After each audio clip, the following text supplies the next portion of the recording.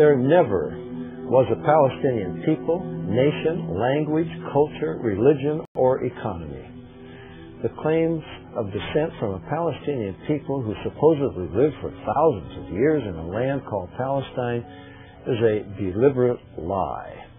That land was called Canaan, inhabited by Canaanites, whom God destroyed because of their wickedness. What had been Canaan became the land of Israel.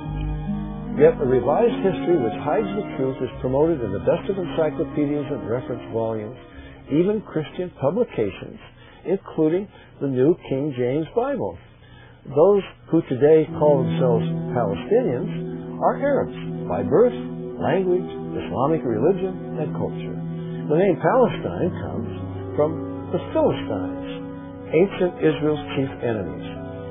In AD 130, the Romans rebuilt Jerusalem as a pagan city with a temple to Jupiter where the Jewish temple had stood. Provoked to rebellion, about 500,000 Jews were killed and thousands sold into slavery.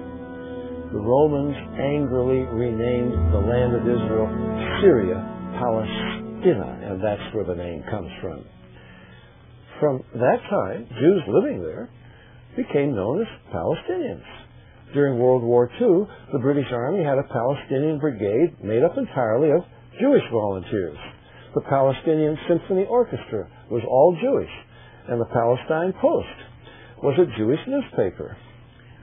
For 50 years, the world has faced the problem of hundreds of thousands of so-called Palestinian refugees from the 1948 War of Independence. Typical of its lies, world media accuses the Jews of ruthlessly dispossessing the native population. In 1948, Arabs who had fled from Israel began to claim that they were the true Palestinians and that Israel had always belonged to them. World media eagerly promotes that lie. The truth is that in 1948, Arabs owned a mere 3% of so-called Palestine. Hundreds of thousands of Jews were murdered in Arab lands.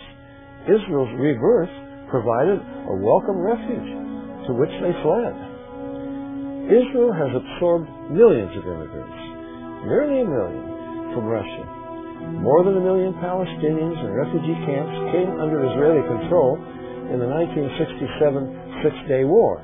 Israel offers them state land, electricity, sanitation, streets, and schools, and has built 9 residential projects housing 10,000 families. Arab nations, incredibly, oppose Israel's help for the refugees.